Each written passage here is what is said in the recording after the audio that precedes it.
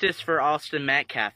He was killed at school at a track meet, stabbed right in the heart by a cold-blooded killer. He should be spending the rest of his life in prison where he belongs. He brought a knife to school. It doesn't matter if it's Texas. It's not self-defense. Just like you don't bring a gun to school, you don't bring a knife to school. That's murder. And I hope the guy who killed Austin Metcalf's family cries for the rest of their life when the dude's sitting behind bars. I'm going to be baking a cake being all happy when he's behind bars. Rest in peace, Austin Metcalf. Rest in peace. So as you guys know, there was an Austin Metcalf protest yesterday, if you even want to call it that. And I was extremely skeptical about this protest. I was thinking that it may be some sort of trap, some sort of setup, but I knew that regardless of what it actually was, the media was going to try to use this event to flip the script on the Austin Metcalf story. Because we all know that this story does not align with the narrative that the mainstream media has been promoting and painting for years. We know this story goes against their narrative. So their coverage of this story has been interesting because it's so blatantly obvious that what Karmelo did was wrong that even the media can't really defend Karmelo. You know they want to, but they can't. And they've been trying to find an angle to do so this entire time. Some news outlets kind of report on the story. Other major news outlets have totally ignored the story like it's not happening. And the reason they're doing that, like I said, they're patiently waiting for an angle, okay? An angle where they can weasel in to the story, turn it into something about, oh, big bad white people. White people are so racist. They're looking for an angle to where they can try to, write up some articles that are sympathetic towards Karmelo and his cause. And, oh, this is all because of white supremacy, white people bad, white people the enemy. We know how the media operates. This is why a large portion of the black community hate white people. It's because the media has fed them this nonstop propaganda for years. And a lot of people didn't realize it until it was too late. You wake up one day, you're wondering why your kid's getting stabbed in the chest at school. You don't realize that it's because of the last 20 years of hardcore anti-white propaganda that the media has been promoting. So I knew that the mainstream media had all eyes on this event. They were going to do what they could do to use it to their advantage, to try to use this to help Karmelo. I know that Karmelo's little activist buddies, they're watching too. They're going to try to figure out a way to play victim. They're all looking for an angle. And we don't need to give them one. Because the story is cut and dry. It's wrong. We don't need to give them any other angles, right? We are winning this battle right now. We don't need to give them anything that they can use. And it's funny because the protest happened. It was a peaceful protest. 2 people were arrested. Carmelo Anthony supporters. One of which brought a knife. But guess what? You want to know what the headlines are? The headlines are showing pictures of Carmelo Anthony's supporters getting arrested. And they're framing it as if, oh, look at these Austin Metcalf supporters getting arrested at this white nationalist protest. Look at this white power protest. Look at these Austin Metcalf supporters getting arrested, these violent, crazy people. Mind you, we know that's not the case. We know that's not what happened. But the mainstream media is desperate for an angle. And it looks like there's some people out here that really want to give them an angle, like Jake Lang. I don't know this guy. I don't know much about him. I can't speak to his character as if I do. But he made some questionable decisions yesterday that regardless of how you feel about them, these decisions are going to be used against Austin Metcalf, against the people who are defending Austin Metcalf. And these decisions are already being used by the media to try to flip the script. Because now we got all of these headlines about these Austin Metcalf protests with pictures of protesters getting arrested. We know the truth, other people don't. And then after this protest, Jake Lang went and broke into the stadium where Austin Metcalf was killed. He broke into the crime scene and filmed himself doing it. And now it looks like they're about to charge him. He's about to catch some charges for breaking into the stadium. And a lot of this was largely unnecessary. And I want to dive into this information about these charges. But first, people often ask, how can they support the channel? The answer to that question is very simple. You can support the channel by liking the video, sharing the video on social media, dropping a comment and becoming part of the conversation below, and by ringing that notification bell.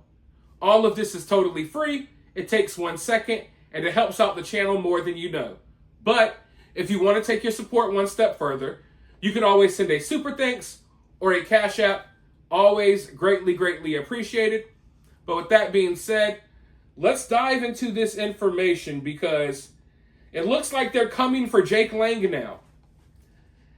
A Frisco ISD official said Saturday night they were seeking charges against a man who said he broke into a high school stadium to capture video related to the fatal stabbing at a track meet earlier this month. In the video shared on X, Jake Lang, a U.S. Senate hopeful from Florida and founder of Protect White Americans, points to a dark streak on the ground near the bleachers of Frisco's David Stadium and alleges it's the blood of Austin Metcalf. Metcalf was killed at the stadium on April 2nd during the District 11 5A track meet. I gotta get out of here before the police come, Lang says in the video. I just hopped the fence to get in here. He also wrote in the post containing the video that he just broke into the stadium. The stadium is Frisco ISD property, Amanda McCune, a district spokesperson, says. And they are in the process of filing trespassing charges. McCune also said the video was not filmed on the side of the stadium where the stabbing occurred. The individual in this video is filming on the home side of the stadium, McCune said. The incident occurred on the visitor side, which can be seen across the field when he turns the camera off himself. The news has also reached out to Lang for comment. Saturday night, early on Sunday, Lang responded with 2 statements and demanded that the paper print them in whole and in a new article. The news did not agree to Lang's terms before he sent his statements. The publication also does not allow subjects of articles to dictate how they are written. In the first statement, Lang questioned without evidence whether the stabbing happened on the visitor side, suggesting police needed to prove it by releasing any video evidence obtained during their ongoing investigation. In his second statement, Lang did not dispute entering the stadium. He said he was trying to discover the murder scene they had hid from the American people for weeks. Lang was in Frisco on Saturday morning for a protest held by his organization. The protest, according to Lang, was arranged to rally around the death of Austin Metcalf. So it looks like this dude's going to get some charges. And hopefully he chills out with whatever he's doing right now because it's not a good look necessarily for him. And most of what has occurred so far is not going to be helpful for Austin Metcalf. And, I want to say this, though. Obviously, I felt kind of weird about the protest. I already put that out there in multiple videos. I do not like how this Jake character spoke to Austin Metcalf's father. You do not speak to someone that way that just lost a child. I do not like how he spoke to the father. It was absolutely disrespectful. And he said some other really disrespectful things online about the father as well. Just really in bad taste. Also, I don't think he should have broke into the stadium. What I'm trying to say here is I don't agree with most of what this guy has going on at all. But I am smart enough to know that a lot of this outrage, right? A lot of this outrage that you see aimed at this Jake character, it's performative outrage. Because I don't see this much outrage aimed at Dominique Alexander, the spokesman for Karmelo Anthony's family, who has also gone out here and made it all about race, who has an insane history of beating up babies, literally almost killing a 2-year-old, beating women. I don't see as much outrage aimed at him, especially from the media and stuff, as some of the things and the antics that he's been put on display since this case began. We don't see much outrage aimed over there, but all of a sudden it's like everyone wants to drum up outrage for Jake. Everyone wants to drum up outrage for the Austin Metcalf protest yesterday, right? How dare they have this protest? But are these same people outraged when Black Lives Matter has protests that make it all about race? It's okay when other races of people come together for a protest, but not white people, right? And we found that out yesterday by the response to this protest. And by the way, I told people they probably shouldn't go. I'm not in support of the protest. I'm just acknowledging the reaction to it. Everyone's clutching their pearls. Oh my God, how dare you? Yet every freaking weekend somewhere in this country, there's some sort of racial protest for some other group, and that's fine. 8 white people get together in a parking lot and oh my God, it's the end of the world. Literally like 14 white people get together, and it wasn't even all white people. It was like 9 white people, a Hispanic dude, some guy that was crying about T-Mobile, and a black dude. They get together in a parking lot, and oh my God, we're never going to hear the end of this. Meanwhile, entire city streets are flooded with people, with shopping centers getting smashed in and looted, people getting shot, businesses burnt to the ground, and oh, that's mostly peaceful, nothing to see here. So the reaction to what Jake did at that protest and all of it, it's very hypocritical coming from a lot of people. And even though I don't agree with what he did, I don't agree with how he spoke to Austin's father, I don't agree with breaking into the stadium, I don't agree with any of those things. But even though I don't agree, I can also see that a lot of people are trying to make a big stink of it, because in reality, they just want to support Karmelo. Or they think that going against Austin Metcalf is going against Donald Trump and the right-wing conservatives. They think it's some sort of political victory to go against Austin Metcalf. That's what a lot of this is about. And that's what a lot of this outrage aimed at Jake is about. And I'm not here to defend Jake at all. I am not. But I have to keep it real. I have to call things how I see it. And this is how I see it. And one of the major questions on my mind right now is Jake part of the bait? Or did Jake take the bait? Because right now it's like he's public enemy number 1 in this case. There's more outrage pouring out towards him than towards Karmelo Anthony. There's so much energy directed at, oh my God, how dare Jake Lang say this? How dare he do this? as if there's not an entirety community of people rallying behind Karmelo Anthony. They're literally filming videos all over TikTok talking about how they're going to pokey, shaky white people too. Threatening that, oh, Austin's brother's next.